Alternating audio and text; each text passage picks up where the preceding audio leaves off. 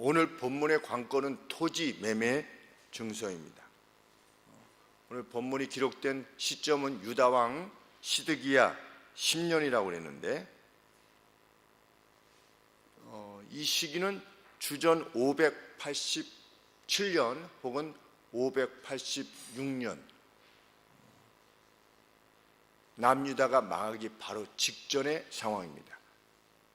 남유다가 주전 586년에 망했습니다. 그런데 1절에 언급되고 있는 시드기야 10년은 587년 아니면 586년입니다. 그러니까 남유다가 망하기 바로 직전의 상황인 것입니다. 본문을 보면 이 예루살렘 성을 포위해서 어떤 그 램프를 만든, 우리가 이 지하에서 올라오면 이렇게 램프가 있지 않습니까? 저 주차장에서 이렇게 나오려고 하면 이렇게 돌아오는 길, 그것을 램프라고 보통 말하는데, 이제 예루살렘 성이 있으면 성을 둘러싸서 그들이 램프를 만드는 겁니다. 갈대아인들이. 갈대아인은 바벨로니아 군사들을 말합니다. 느부갓네살 왕이 쳐들어와서 그 옆에다가 이렇게 이제 성을 넘어가게끔 만들려고 램프를 만드는 것이죠. 그런데 오늘 본문에 보면 포위를 위한 경사로가 성을 취하려고 이미 도달했다. 리취했다. 가까이 왔다. 그리고 도시는, 이 성은 갈대아인들의 손에 넘어가고 있는 중이다. 우리 25절에 24절에 보시면, 그래서 보옵소서 이 성을 취하려 하는 자가 와서 흉벽, 이 흉벽이 그 램프를 말하는 것입니다. 칼과 기근과 연병으로 인하여 이 성이 이를 치는 갈대아의 손에 넘어가는 중에 있으므로, 지금 상황 자체가 그런 것입니다. 그리고 더군다나 칼과 기근과 연병까지 하나님께서 허락하심으로 이제 함락 직전에 있었던 것이죠. 이때 예레미야는 어디 있었는가? 2절에 보시면 시위대 뜰에 갇혀 있었다. 그러니까 이스라엘 왕국을 지키는 가드들이 있었는데 그 가드들이 있는 그 뜰에 갇혀 있었다. 누구에 의해서 갇혀 있었느냐? 시드기야에 의해서 갇혀 있었다. 왜? 하나님께서 예레미야로 하여금 유다의 멸망, 그리고 시드기야가 포로되어 갈 것이다 라고 하는 것을 예언케 하셨는데, 그것을 예언했다고 해가지고 시드기야가 예레미야를 가둬둔 것입니다.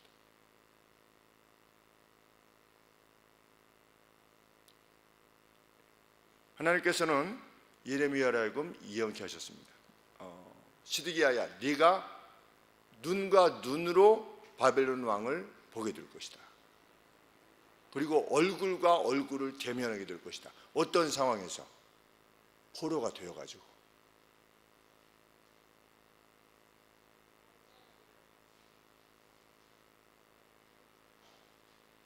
하나님은 그것만 예언하게 하신 것이 아니라,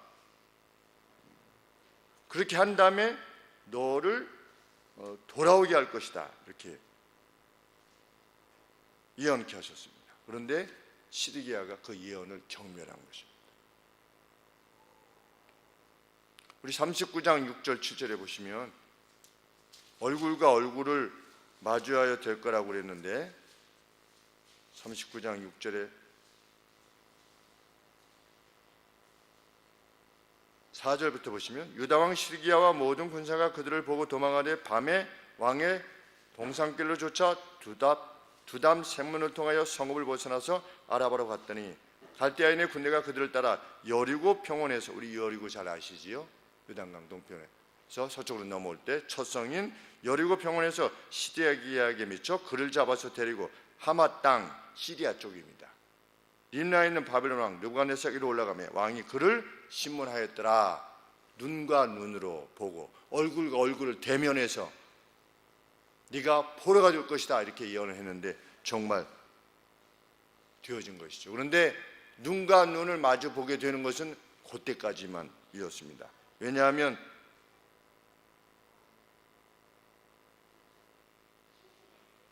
(6절 7절에) 보시면 바벨론 왕이 림나에서 시드기야의 목전에서 그 아들들을 죽였고 왕이 또 유다의 모든 귀인을 죽였으며 왕이 또 시드기야의 눈을 빼게 하고 바벨론으로 옮기려 하여 사슬로 결박하였더라. 그러니까 시드기야가 눈이 뽑힌 것입니다. 네, 하나님께서는 이런 상황이 발생할 것이라고 하는 것에 대해서 예레미야 선지자를 통해서 분명히 말씀하셨습니다. 그런데 시드기야가 하나님의 말씀을 경멸한 것입니다. 가령 어떤 성도가 하나님이 원하시지 않는 길을 가게 되면 경고해야 되죠. 다른 모든 명령은 하나님의 명령을 지키는데 돈을 주고 여자를 사는 일은 제가 포기할 수 없습니다. 이건 잘 안 됩니다. 그럴 때 말을 해야 되는 거죠. 그런 길로 계속 가다가는 하나님 앞에 맞는 수가 있다. 빨리 돌아서야 된다. 제가 한 달 전에 그 누군가에게 한 말입니다. 어느 교회 집사님에게. 거기서 빨리 돌이키지 않으면 하나님께서 반드시 벌을 주신다. 증벌하신다. 하나님의 말씀을 맡은 자로부터 직접적으로 이렇게 언급을 들었음에도 불구하고 거기서 계속하는 것은 하나님의 말씀을 경멸하는 건데, 그렇게 되면 벌을 받게 된다. 빨리 거기서 돌아서라. 저희 교회 성도님이 아니시고 다른 교회에 속한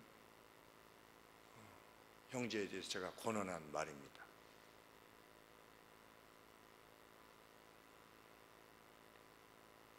잘못하면 어떻게 되는 것입니까? 계속 그 길을 가면 눈이 뽑히는 것입니다.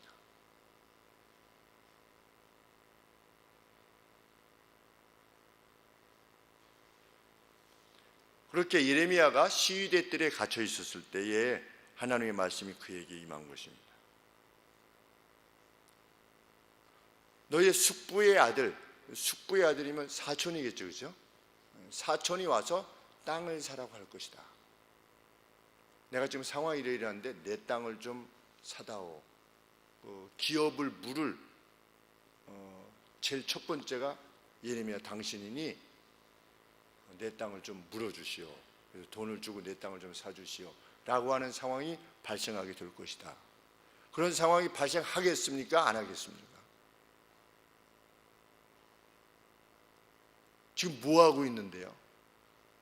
지금 바벨론이 쳐들어와가지고서 다른 데 다 함락시키고 지금 예루살렘 남아가지고 지금 예루살렘도 거의 함락 직전에 있는데, 예루살렘 가까이 있는 아나돗이라고 하는 땅, 베냐민에 속한 아나돗에 있는 땅을 소유하고 있는 숙부의 아들, 사촌, 동생인지 형인지가 와가지고서 내 땅을 좀 사줘야 되겠다. 말이 안 되는 것이지요. 쉽게 얘기하면. 가령 예를 들어서 6.25가 났는데 지금 북한 땅을 다 차지했어요. 공산당이 다 차지하지 않았습니까? 차지했는데 어떤 사람이 와가지고 나 황해도에 그 재령에 북율면에 저희 원적, 저희 집 원적, 제 원적입니다. 황해도 북율면이라고 저희 아버지가 거기 계셨으니까. 그런데 이미 다 차지했는데 어떤 사람이 내가 그 땅 문서인데 그 좀 돈 주고 좀 사주세요. 그러면 누가 사주겠습니까? 가리려 들었어. 지금 어떤 사람이 거기 옛날 문서를 가지고 와가지고서 좀 이거 좀 사주시오 그러면 그 정신이 나갔다 그렇게 말할 겁니다. 그렇죠? 그런데 하나님께서 지금 잡혀 있는 예레미야에게 너 사촌이 와서 그렇게 얘기할 것이다. 이렇게 말씀하시는 겁니다. 그런데 정말 왔다는 거지요. 제발 사다오. 이렇게. 그래서 예레미야가 그 말을 들었을 때 8절 말씀 하반절에 보시면 제일 끝에 내가 이것이 여호와의 말인 줄 알았다. 어떻게 알았을까요? 이 결코 있을 수 없는 일이 일어날 것이라고 그랬는데 정말 그 일이 일어났을 때 이것이 여호와로부터 온 말씀이구나. 이것을 나보고 행하라고 하시는 거구나. 마치 호세아 선지자가 이게 방탕한 그 여인을 아내로, 창기를 아내로 드리라고 하신 하나님의 말씀대로 행했던 것처럼, 마치 이스라엘 백성이 창기와 같이 하나님을 그렇게 떠난 것을 어떤 표징으로 이렇게 보여주시게끔 한 것이죠. 그것처럼 이것도 하나님께서 나를 통해서 무엇인가를 말씀하시는 것이구나 하는 것을 깨닫고 어떻게 한 겁니까? 순종한 것입니다. 그래서 어떻게 한 겁니까? 그것을 산 겁니다. 그 시위대 뜰에 갇혀 있었는데 어떻게 사게 되었는지까지는 성경에 나와 있지 않습니다. 갇혀 있는 상황에서 어떻게 매매가 가능했는가? 그랬는데 돈을 주고 샀습니다. 그리고 그것을 토기 안에 이렇게 넣어놓았습니다. 그래서 무엇을 믿었기 때문입니까? 예레미야가 하나님께서 반드시 이스라엘 백성이 포로되어 갔다가 다시금 돌아오게 할 것이라고 하시는 그 하나님의 말씀대로 그것을 믿었기에 그 증표로서 그 문서를 그 토기에 넣는 겁니다. 그래서 나중에 훗날 70년 뒤에 돌아오게 될 것이라고 했는데, 돌아왔을 때 그 문서를 열어 보았을 때 그것이 어떤 그 사인이 돼, 토큰이 된 것이지. 되게끔 하시려는 것이, 하나님의 예언의 말씀대로 시드기야가 잡혔고 예루살렘이 함락됐고 유다가 멸망했고 포로되어 갔지만 다시 돌아오게끔 하실 것이다. 돌아와서 다시금 땅을 사고 파는 일이 발생하게 될 것이다. 이스라엘 나라를 다시 이루어서 라고 하신 하나님의 말씀을 확신하였기에 예레미야가 그 일을 행한 것입니다.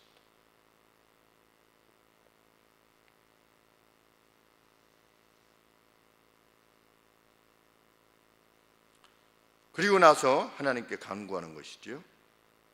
17절부터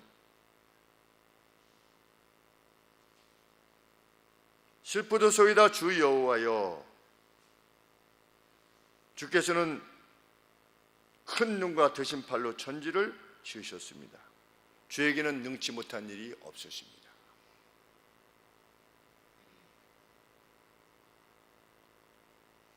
능치 못한 일, 당시에 능치 못한 일이라고 판단되어지는 일은 어떤 것이겠습니까? 바벨론에게 멸망한 나라는 다시는 일어날 수 없다라고 하는 것이, 지금 우리 크림반도가 누구에게 넘어갔습니까?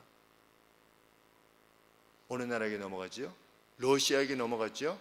러시아가 해서. 그럼 크림반도가 다시 우크라이나 쪽으로 갈 것이라고 우리가 기대할 수 있습니까? 없습니까? 거의 불가능하죠. 러시아가 그 땅을 다시 내어줄 것이다. 전쟁을 해서라도 그걸 하지 못하게 하겠죠. 그런데 대제국 바벨론이 이스라엘을 완전히 함락해서 포로로 잡아간 겁니다. 왕들까지, 귀인들을 다 사로잡아간 것입니다. 그런데 이스라엘이 다시금 회복될 것이라고, 그것도 70년이 지났는데 나중에 아무런 이스라엘의 회복을 위한 무슨 독립운동이라든지 이런 게 없었던 겁니다. 왜? 남아있는 이들은 이방 나라들로부터, 그냥 족속들로부터 괴로움을 당하고 있었고, 그 안에서 바벨론이라고 하는 1000몇백 킬로 떨어져 있는 그 이라크의 바그다드 정도에 있는 그곳에서 무슨 독립운동을 했다든지 이럴 수 있는 상황이 아닌 것입니다.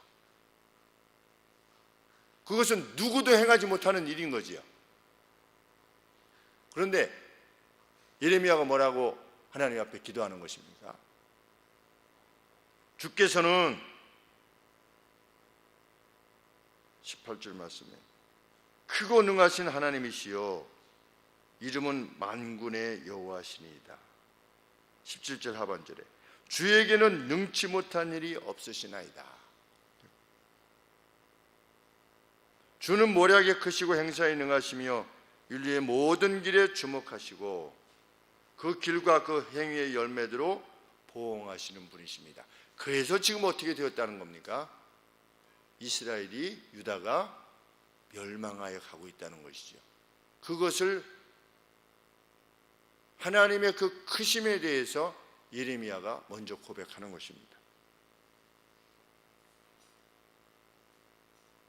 주께서 애굽 땅에서 징조와 기사로 행하셨고, 이때가 586년이니까 우리 모세 시대가 1400년 아니겠습니까? 그러면 1400년에서 일단 1000년까지 400년 빼고, 그 다음에 586년이니까 600년까지 400년 빼고, 그러면 벌써 800년이 지났죠, 그렇죠? 800년에다가 568년이니까 32년, 그렇죠? 그럼 한 1400년으로 치면 832년 뒤에 출애굽으로부터, 그렇죠? 한 830년 뒤에 지금 상황인 것입니다. 하나님께서 시내산에서 십계명을 주시고 모든 율법을 주신 이후로 약 800년이 지난 상황이지요.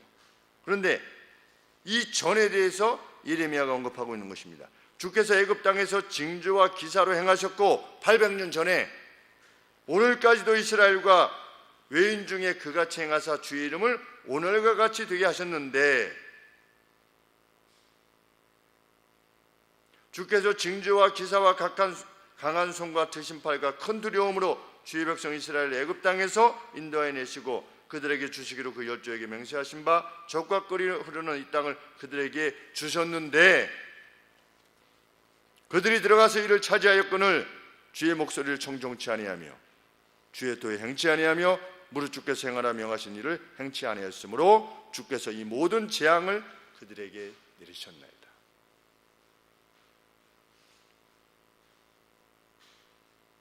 24절 말씀에 제일 끝에 주의 말씀대로 되었음을 주께서 보시나이다. 그런데 25절에 주 여호와여 주께서 내게 은으로 밭을 사며 증인을 세우라 하셨습니다.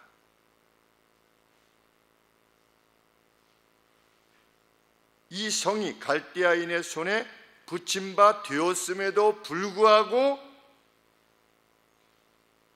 주께서 내게 은으로 밭을 사며 증인을 세우라 하셨습니다.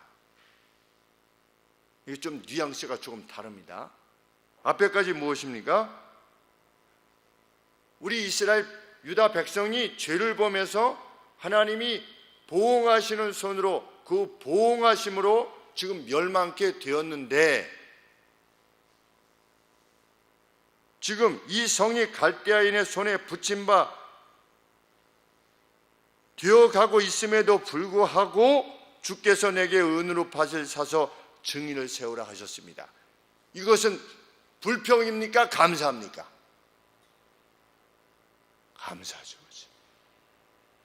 감사합니다. 하나님. 희망이잖아요. 그렇죠? 희망입니다. 버리실 것 같은데 하나님이 이렇게 나보고 이 매매 증서를 통해서 그 땅을 사라고 하시는 것은 하나님이 다시금 이 땅을 회복케 하실 것이라고 하는 증표니 하나님 앞에 감사와 영광을 돌리는 것입니다. 예레미야가 참 예레미야 선지자 참 선지자입니다. 저희 할머니께서, 외증주 할머니께서 90여 세 세상을 떠나시면서 김 목사, 양은 언제든지 목자를 버리네. 저한테 말씀하셨어요.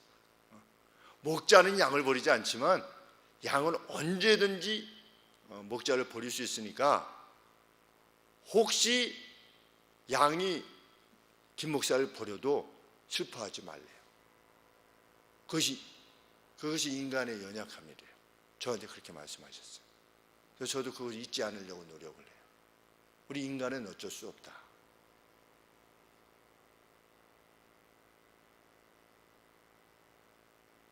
그렇다고 성도들하고 거리를 두라 이런 말씀이 아니지요, 그렇죠?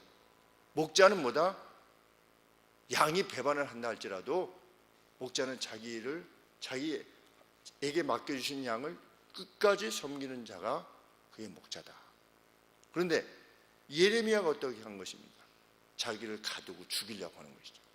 하나님의 말씀을 온전히 선포했는데도 불구하고, 그들을 위해서 눈물을 흘리는 선지자입니다. 그래서 우리 예레미야 선지자를 눈물의 선지자라 이렇게 말하는데 참 감동이 큰 것이지요. 그랬더니 하나님께서 예레미야에게 말씀하시는 것입니다. 네 말이 맞다. 27절 말씀.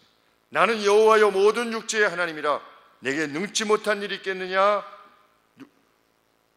17절에 뭐라고 그랬습니까? 느헤미야가 주에게는 능치 못한 일이 없으시나이다 그랬는데 다시 하나님이 뭐라고 응답하시는 겁니까? 내게 능치 못한 일이 있겠느냐? 맞다, 네 말이 맞다. 그러므로 나 여호와가 이같이 말하노라. 내가 이 성을 갈대아의 성과 바벨론 왕 느부갓네살의 손에 붙일 것인즉 그가 취할 것이라. 너 말대로 내가 이 성을 치는 이유는 29절 말씀에 바알에게 그들의 지붕에서 바알에게 분향하며 향을 태워 올리며 다른 신들에게 부어드리는 전제를 드려서 나를 경넉케 했으며 30절 말씀에 이스라엘 자손과 유다 자손이 예로부터 뭐라고 되어 있냐면 from their youth 그랬습니다. 그들의 젊은 시절부터, 그러니까 어린 시절부터, 어린 시절이 언제겠습니까? 하나님께서 이스라엘 민족을 이루기 시작한 그때 언제입니까? 800년 전부터죠. 그때 이제 막 민족으로서 나라로서 세워졌던 그때로부터 지금까지 약 800년 동안을 어떻게 했다? 내 목전에서 악만 행하였습니다. 이스라엘 자손은 그 손으로 만든 것을 가지고 나를 경넉케 한 것뿐이라. 이 성이 예루살렘이지요.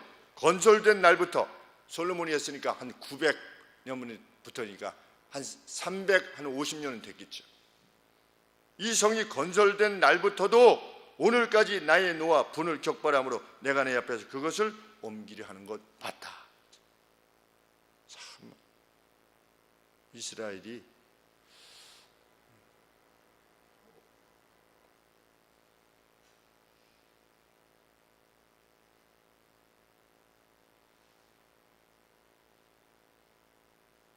다음 12절 말씀에 누구도 왕들과 그 방백들과 제사장들과 선지자들과 유다 사람들과 예루살렘 거민들이 다 그러하였느니라. 그래서 예루살렘에 의인이 한 명만 있어도 어떻게 하겠다? 내가 그 성을 멸망시키지 아니할 것이다. 하나님께서 그렇게 말씀하실 정도로 완전히 죄악 가운데 있었던 것입니다. 그런데 그들이 자신들이 죄악 가운데 있었다고 생각했을까요? 생각하지 않았을 것입니다. 오늘도 마찬가지지요. 교회들이 그 난맥상이 정말 크지요. 그 일례로 교회를 망가뜨린 사람들이 누구입니까? 대체적으로 오늘의 교회들을 망가뜨리는 사람들이 목사들이에요. 그렇죠? 망가뜨린 사람들이 누구입니까? 장로들입니다. 목사와 장로들이 교회를 다 망가뜨리죠. 대부분 오늘날. 근데 하나님이 장로를 왜 세웠습니까? 우리 사도 바울이 에베소 장로님들과 3년 동안 이렇게 같이 사역을 하시다가 떠나면서 사도행전에 보시면 울며 서로 막 안고 포옹하면서 떠나면서 뭐라고 사도 바울이 장로님들에게 요청했습니까? 내가 떠난 뒤에 흉악한 이리들이 올 것이다. 거짓된 가르침을 가르치는 자들이 교회 안에 들어와서 잘못된 가르침들을 줄 것이라는 것이지요. 어떻게 해라? 장로들이여, 교회를 지키십시오. 장로의 역할은 무엇입니까? 그것이 장로의 역할입니다. 그런데 대부분 교회에서 그 진리를 파수하기 위해서 말씀을 가르치는 목사와 함께 자기의 생명을 다 바치기를 소원하는 그러한 장로들을 보신 적이 있습니까? 몇 분 뵌 것 같죠. 몇 분. 저도 56년의 생애 가운데 저도 3대째인데 몇 분 뵌 거죠. 몇 분.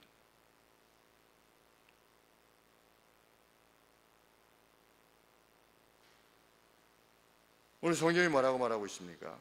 왕들과 방백들과 제사장들과 선지자들과 유다 사람들과 예루살렘 거미들이 다 그래하였느니라. 저희 후배 목사님이 문자를 보내왔습니다. 교회의 재산권을 우리 교회가 하늘소망교회면 누구 이름으로 이 건물이 있는 것이지요? 하늘소망교회 이름으로 있는 거죠, 그렇죠? 하늘소망교회 이름인데 대표 김희승이죠, 그렇죠? 지금 그렇게 되어 있습니다. 그런데 어떤 장로님이 자기도 거기에 이름을 올려야겠다는 거예요. 공동 소유자로서. 왜냐하면 본인도 장로니까.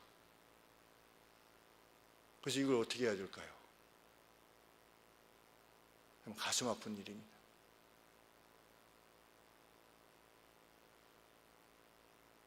그게 무엇입니까? 그게 타락입니다. 하나님의 교회를 자기가 좌지우지하려고 하는 것, 하나님의 말씀을 떠나서 교회의 어떤 행함에 있어서 마치 회사 이사와 같이, 그러니까 교회를 무슨 주식회사로 이해하는 겁니다. 그래서 장로님 자신들을 이사로 이해하는 것이지요. 그리고 목사는 누구입니까? 대표이사. 이 정도로 생각하는 겁니다. 이게 뭡니까? 이게 타락입니다. 그래서 목사를 견제하는 사람이 장로다. 이렇게 생각을 하면 그게 타락인 것이죠.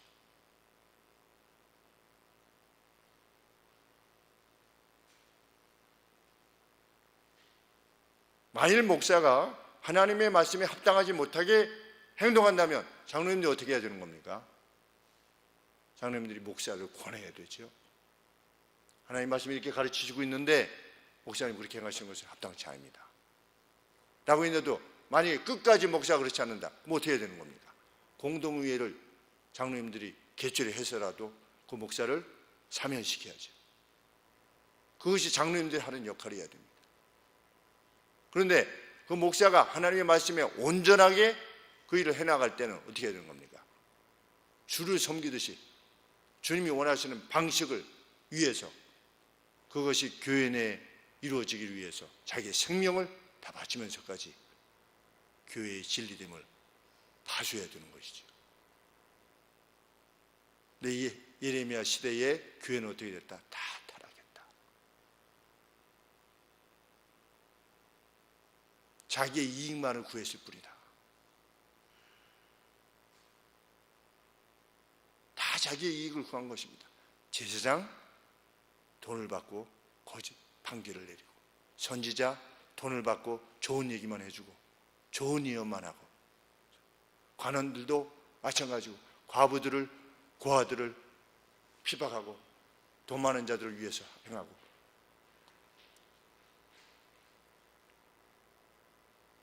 진짜 교회는 무엇인데? 교회에 속한 모든 이들이 형제요 자매로서 슬픈 일을 같이 슬퍼하고 기쁜 일을 같이 기뻐하는, 그리고 슬픈 이들을 위로하기 위해서 자기의 헌신을 다하는, 희생을 다하는 그 교회가 진짜 교회죠.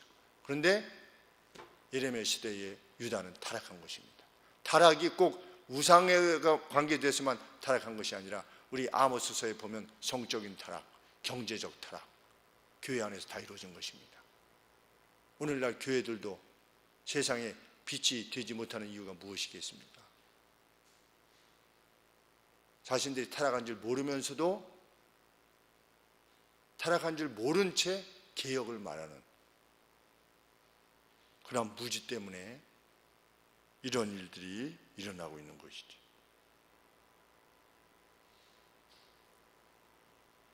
39절 말씀에 33절에 그들이 얼굴이 아니라 그 등을 내게로 향했다.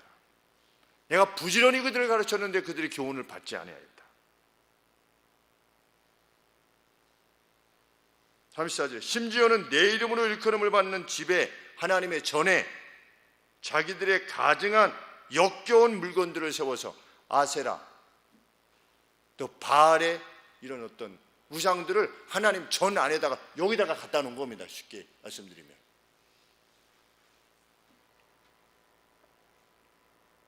하나님을 섬긴다고 하는 그 유니테리안 그 비행기 타고 오다가 만난 그분 교회 안에서 무슬림도 세우고 도교 믿는 사람도 세우고 불교 믿는 사람도 세우고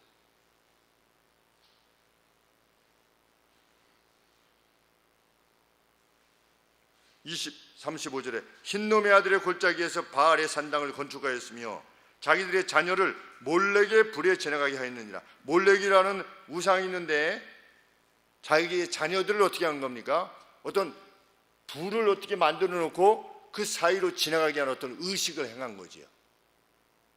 그래서 몰렉에게 바친 겁니다.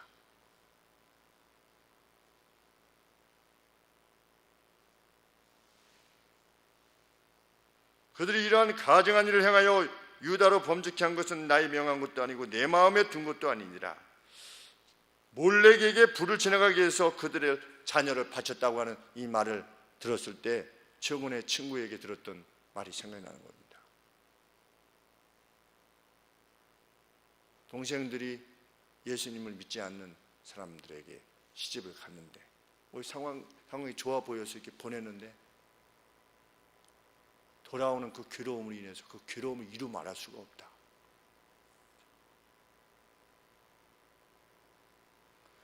누가 자기 자녀가 있는데 아들이 있든지 뭐 딸이 있든지 그런데 상대가 좀 있어 보이고 사회적 지위도 높고 전망도 있어 보여요.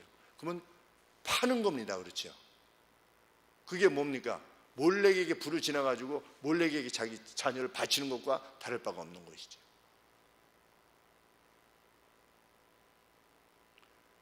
결혼하고 나서 믿게 하면 되지.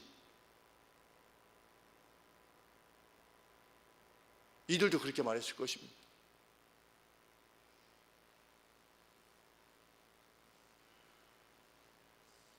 그것은 나의 명한 것도 아니요 내 마음에 둔 것도 아니니라. 35절에 그래서 예레미야야 너희 말대로 내가 이들을 징벌하노라. 우리는 1차적으로 깨닫는 교훈은 무엇입니까? 하나님께서는 현재적 악에 대해서 징벌하신다는 겁니다. 현재적 악에 대해서. 하나님께서 70년을 두신 이유는 무엇입니까? 우리 광야에서 40년 동안 1세대들이 다 죽었죠. 불신자들이 다 죽었습니다. 1세대들을 하나님께서 벌하신 것입니다. 반면에 20세 이하 그 제2세대 2세대들이 가나안 땅에 들어간 거지요. 근데 1세대들은 광야에서 다 죽은 겁니다. 70년 동안 포로가 되었습니다. 그동안에 누가 다 죽은 겁니까? 이 예루살렘에서 죄악을 범했던 이들 다 죽는 거죠. 하나님께서는 그 당대의 완악한 악에 대해서 반드시 징벌하신 분이시다. 죄를 그냥 넘어가시지 않으시는 분이시다 라고 하는 사실을 우리는 기억해야 됩니다. 그래서 어떻게 해야 되는 것입니까? 아직도 버리지 못한 죄가 있다면 그건 버려야 되는 것이죠. 제가 화요 정직 기반 때 우리 성도님들에게 말씀드린 것, 누구를 미워하고 마음에 불편해하고 특별히 자기에게 직접 관계되어진 사람도 아닌데 그 어떤 정치인들에 대해서 분노하고 막 욕하고 나쁜 마음을 싣는 것, 하나님께서 그렇게 버리라고 하신데도 불구하고 그것을 계속해서 가슴에 품는다면 그것은 완악합니다. 하나님은 그를 통해서 사용하시지 않으신다. 마음에 우리가 과거 이 성경에 기록된 인물들을 보면 그 누구에 대해서 불평하고 시기하고 막 짜증내고 원망하고 이런 사람은 하나님께서 사용하시지 않았습니다.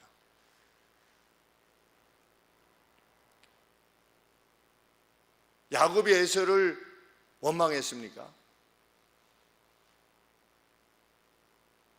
요셉이 자기를 팔았던 형들을 미워했습니까?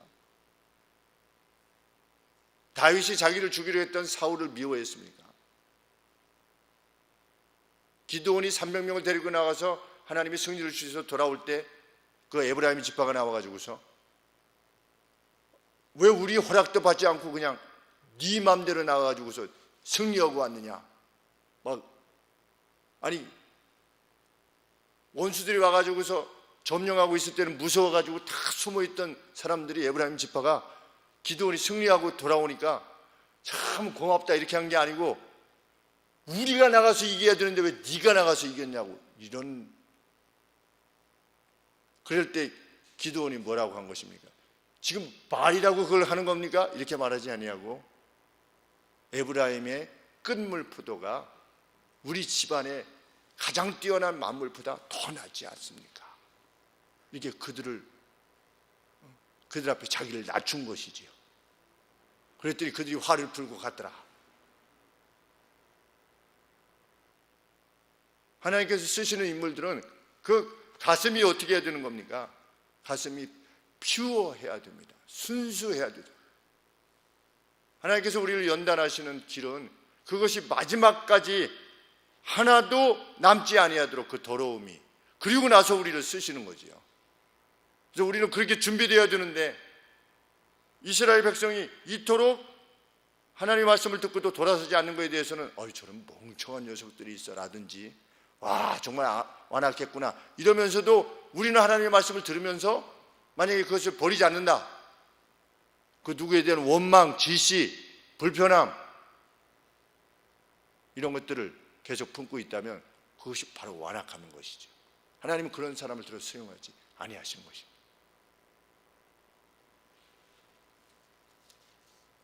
그러면서 하나님께서 뭐라고 말씀하십니까?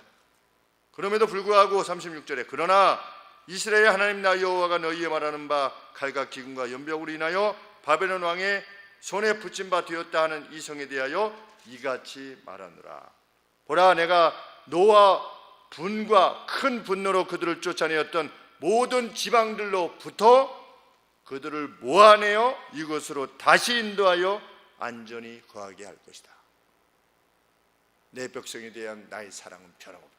1세대들을 내가 반드시 징벌할 것이지만 그 다음 세대들에 대한 하나님의 사랑을 다시금 표현해 주시는 것입니다.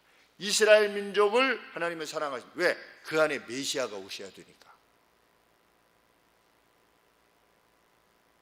그들은 내 백성이 되었고 나는 그들의 하나님이 될 것이며 내가 그들에게 원 마인드, 한 마음과 한 도를, 원 웨이를 주어서 자기들과 자기의 후손의 복을 위하여 항상 나를 경외하게 내가 만들 것이다. 그때는 이것은 31장 33절의 말씀과 동일한 말씀이지요. 31장 33절에 나 여호와가 말하노라. 그러나 그날 후에 내가 이스라엘 집에 세울 언약은 이러하니 곧 내가 나의 법을 그들의 속에 두며 그 마음에 기록하여 나는 그들의 하나님이 되고 그들은 내 백성이 될 것이라. 내가 돌아오게 한 다음에 돌아오게 하실 것이라고 하는 것은 단기적인 차원의 70년 뒤의 예언이지요. 그런데 더 장기적인 예언을 주시는 겁니다. 그것은 무엇입니까? 그들 속에 내 법을 줄 것이다. 새로운 언약을 주실 거라는 거지요. 하나의 마음을 줄 거다. 흐트러지지 아니하는 하나의 마음을 반드시 줄 것이다. 이전에 모세에게 주신 언약은 십계명과 그 부속 계명을 다 지키면 너희가 내 백성이 될 것이다. 그렇게 했지만 새 언약은 뭡니까? 하나님께서 그 마음을 이 안에 그냥 통째로 넣어주시는 겁니다. 무엇을 근거로 해서? 구약을 이루지 못한 것에 대해서 예수님께서 그의 피값으로 죽음을 통해서 구약이 이루어야 될 모든 것들을 이루어 주심으로 그 의문에 속한 그 문서에 속한 모든 것들을 주님께서 십자가에서 성취하심으로 이후 성령께서 오셔서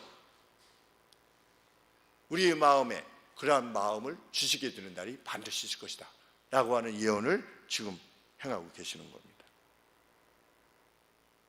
그래서 그들은 내 백성이 되었고 나는 그들의 하나님이 될 것이다.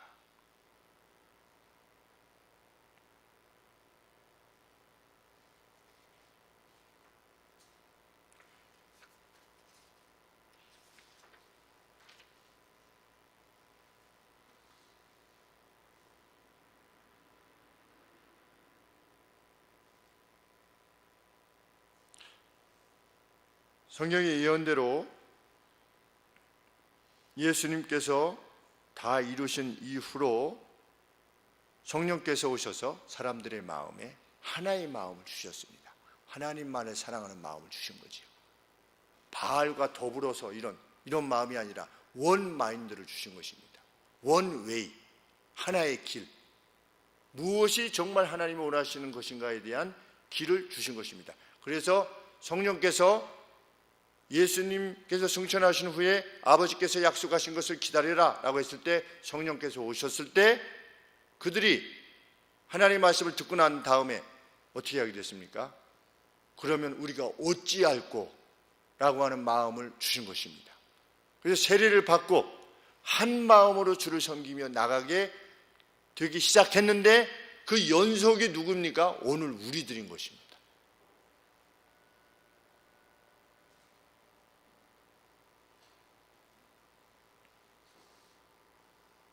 오늘 우리는 70년 뒤에 돌아올 것이라고 하는 그 예언 이후에 예언되어진 것이 성취되었음을 역사의 뒤에서 봅니다. 그렇죠? 그리고 그 열매들입니다. 우리들은 이 장기적 예언의 열매들이죠. 그런데 그 하나님께서 주신 그 하나의 마음을 받으며 하나의 길로 행하는 이들에게 주시는 하나님의 약속은 무엇입니까? 40절 말씀에 내가 그들에게 복을 주기 위하여 그들을 떠나지 아니하리라 하는 영영한 언약을 그들에게 세우고 나를 경외함을 그들의 마음에 두어 나를 떠나지 않게 하고 내가 그 기쁨으로 그들에게 복을 주되 정령이 나의 마음과 정신을 다하여 그들을 이 땅에 심으리라. 나 여호와가 이같이 말하노라. 내가 이 백성에게 이 큰 재앙을 내린 것 같이 그것과 똑같이 허락한 모든 복을 그들에게 내릴 것이다. 다시 가까운 예언으로 가는 거지요. 먼저 너희가 말하기를 황폐하여 사람이나 짐승이 없으며 갈대아인의 손에 붙임 바 되었다는 이 땅에서 사람들이 밭을 사되 베냐민 땅과 예루살렘 사방과 유다 성읍들과 산지의 성읍들과 평지의 성읍들과 남방의 성읍들에 있는 밭을 은으로 사고 증서를 기록하여 임봉하고 증인을 세우게 될 것이다. 왜냐하면 내가 그들의 포로로 돌아오게 할 것이기 때문이다. 그런데 그 70년 뒤에 그 예언이 이루어진 것이죠. 그렇죠? 단기적인 예언이 이루어졌습니다. 그리고 연이어서 내가 그들에게 하나의 마음을 줄 것이다 라고 하는 그 예언 역시 성령의 오심을 통해서 이루어졌습니다. 그리고 그 연속의 열매들이 바로 우리들인 것이죠. 우리는 이렇게 하나님의 역사 가운데 살아가고 있는 것입니다. 그래서 누구든지 이 주님이 주신 하나의 마음 그리고 하나의 길을 걷게 된다면 하나님께서 약속하신 모든 은택을 누리게 될 것입니다. 오늘도 하나님은 나중에 천국 가서 보자 이렇게 말씀하시지 않습니다. 그렇게만 말씀하시지 않습니다. 갚아주리라. 예수님 말씀에 의하면 금생과 내생에 갚아줄 것이다 라고 이렇게 약속하셨습니다. 정말 우리가 잘 살려면 여기서 정말 행복한 삶을 살려면 하나님의 말씀을 붙잡고 하나의 마음으로 하나의 길로 가면 됩니다. 성경이 요청하시는 주님이 요청하시는 그 거룩한 길을 가면 되는데 한마디로 그것은 무엇이다? 사랑이다. 예수님 말씀하셨죠. 그것은 사랑이다. 사랑하면 그것이 사랑이라면 모든 법을 이루는 것이다. 우리가 사업을 하든 자녀를 양육하든 기 지나는 꽃을 보든 내가 말하고 행하는 생각하는 모든 것이 상대를 사랑하기 위한 것이 분명하다면 그에게는 하나의 마음이 있는 것이고 그는 하나의 길을 걷는 것이라 믿습니다. 내가 그들을 반드시 떠나지 아니할 것이다. 무슨 말씀입니까? 하나님만이 행하시는 능력을 그들에게 베푸실 것이라는 것이죠. 우리 그런 은총을 누리며 사는 복된 백성들이 되기를 소원합니다. 기도하겠습니다. 하나님 아버지, 이스라엘 같이 되지 않도록 도와주시옵소서. 과거의 이스라엘의 그 완악함 같이 되지 않게 하시고 무지하지 않게 하여 주옵소서. 하나님 말씀에 저항하지 않게 하여 주옵소서. 용서하라는 말씀에 내가 너를 용서한 것이 너희도 용서하라고 하신 용서, 우리가 끼친 그 해악에 대해서 또 용서를 구하는 불쌍한 일을 보면 혀만 차는 것이 아니라 실제로 그들을 돕기 위해서 우리의 손과 발이 일할 수 있도록 도와주시옵시고, 죄를 범한 이가 있으면 죄만 미워할 수 있도록 하나님 도와주시옵소서. 그렇게 거룩한 백성들로 살아가게 될 때에 하나님의 약속하여 주신 그 복주심이 어떤 것인가를 일생 누리며 살게 하시고 증언하며 사는 제 인생이 되도록 하나님 도와주시옵소서. 예수님의 이름으로 기도합니다. 아멘.